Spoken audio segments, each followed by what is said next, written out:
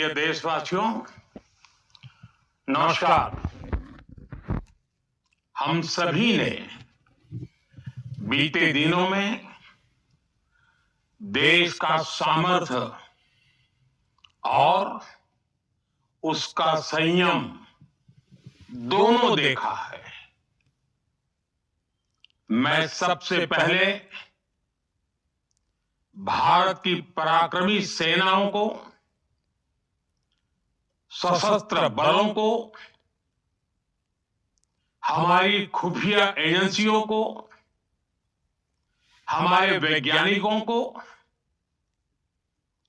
हर भारतवासी की तरफ से सैल्यूट करता हूं। हमारे वीर सैनिकों ने ऑपरेशन सिंदूर के लक्ष्यों की प्राप्ति के लिए असीम शौर्य का प्रदर्शन किया। मैं उनकी वीरता को, उनके साहस को, उनके पराक्रम को आज समर्पित करता हूं हमारे देश की हर माता को, देश की हर बहन को और देश की हर बेटी को ये पराक्रम समर्पित करता हूं। साथियों, 22 अप्रैल को पहलगाम में आतंकवादियों ने जो बर्बरता दिखाई थी, उसने देश और दुनिया को झकझोर दिया था। छुट्टियां मना रहे निर्दोष मासूम नागरिकों को धर्म पूछकर उनके परिवार के सामने, उनके बच्चों के सामने बेरहमी से मार डालना, यह आतंक का बहुत विभत्स चेहरा था, क्रूरता थी। ये देश के सद्भाव को तोड़ने की घिनौनी कोशिश भी थी। मेरे लिए व्यक्तिगत रूप से ये पीड़ा बहुत बड़ी थी। इस आतंकी हमले के बाद सारा राष्ट्र, हर नागरिक, हर समाज, हर वर्ग, हर राजनीतिक दल एक स्वर में आतंक के खिलाफ कड़ी कार्रवाई के लिए उठ खड़ा हुआ। हमने आतंकवादियों को मिट्टी में मिलाने के लिए भारत की सेनाओं को पूरी छूट दे दी और आज हर आतंकी, आतंक का हर संगठन जान चुका है कि हमारी बहनों बेटियों के माथे से सिंदूर हटाने का अंजाम क्या होता है। साथियों, ऑपरेशन सिंदूर ये सिर्फ नाम नहीं है, ये देश के कोटि कोटि लोगों की भावनाओं का प्रतिबिंब है। ऑपरेशन सिंदूर न्याय की अखंड प्रतिज्ञा है।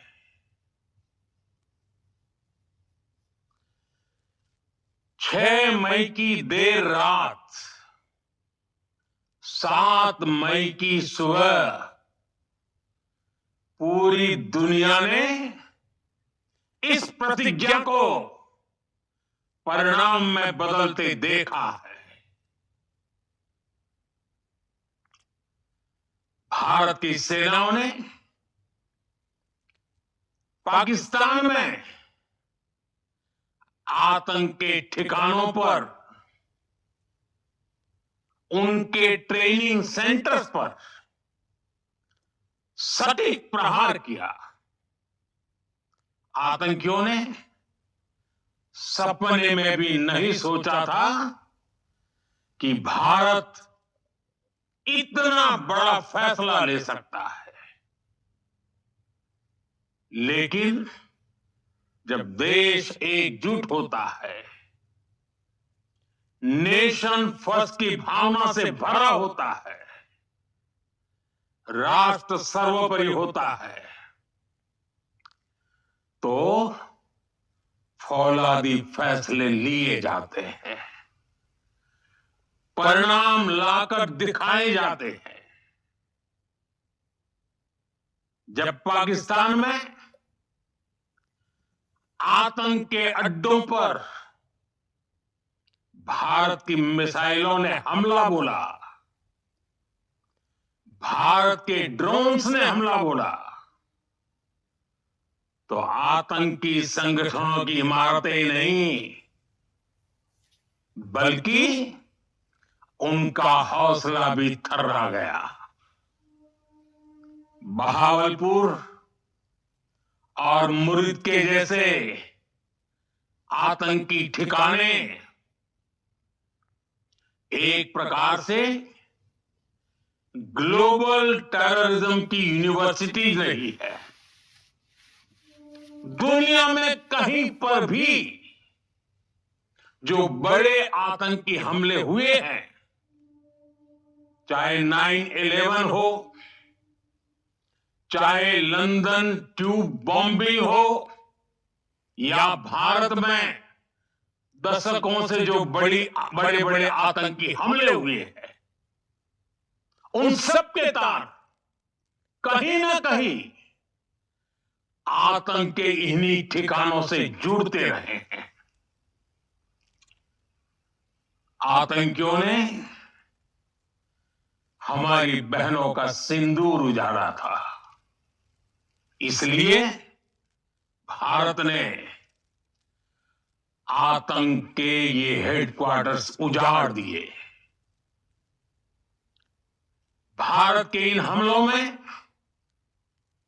100 से अधिक खूंखार आतंकवादियों को मौत के घाट उतारा गया है।